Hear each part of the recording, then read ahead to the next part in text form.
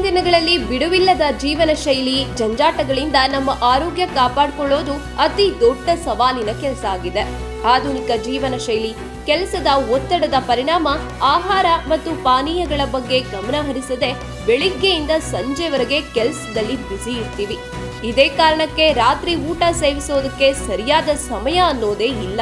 ಒಮ್ಮೊಮ್ಮೆ ಮಧ್ಯರಾತ್ರಿ ಆದ್ರೂ ಆಗಬಹುದು, ಆದ್ರೆ ತಡರಾತ್ರಿ ಆಹಾರ ಸೇವನೆಯಿಂದ ಅನಾರೋಗ್ಯ ಕಾಡುತ್ತೆ ಅಂತ NCBI ಸಂಶೋಧನೆ ವರದಿಯಲ್ಲಿ ಬಯಲಾಗಿದೆ.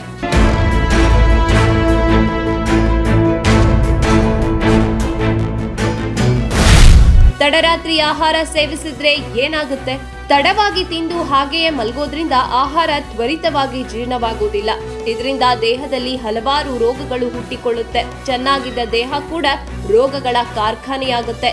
ಇದರಿಂದ ಆಯಸ್ಸು ಕೂಡ ಕಡಿಮೆಯಾಗುತ್ತೆ.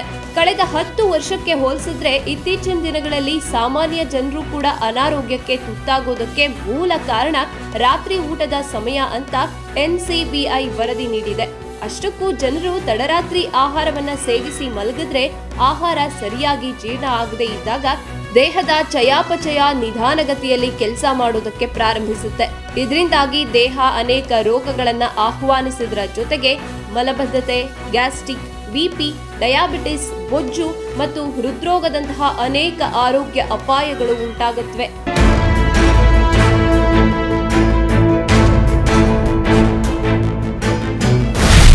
ತಡರಾತ್ರಿ ಆಹಾರ ಸೇವನೆಯನ್ನ ತಪ್ಪಿಸಿ. ಹೌದು, ಆರೋಗ್ಯ ಶಾಸ್ತ್ರದ ಪ್ರಕಾರ ಆಹಾರ ಮತ್ತು ನಿದ್ದೆಯ ನಡುವೆ 2 ಗಂಟೆಗಳ ಕಾಲಾವಧಿ ನೀಡಬೇಕು. ಸಂಜೆ 6ರಿಂದ ರಾತ್ರಿ 8ರವರೆಗೆ ಆಹಾರವನ್ನ ಸೇವಿಸೋದು ಉತ್ತಮ ಅಂತ ವೈದ್ಯರುಗಳು ಆಗಾಗ ಹೇಳ್ತಲೇ ಇರ್ತಾರೆ. ಇನ್ನು ತಿಂದ ಆಹಾರ ಜೀರ್ಣವಾಗೋದಕ್ಕೆ ಸಮಯ ನೀಡಬೇಕು. ಆಗ ಮಾತ್ರ ದೇಹದ ಆರೋಗ್ಯ ವೃದ್ಧಿಸೋದ್ರ ಜೊತೆಗೆ ನೆಮ್ಮದಿಯ ನಿದ್ದೆನೂ ಕೂಡ ನಿಮ್ಮದಾಗತ್ತೆ.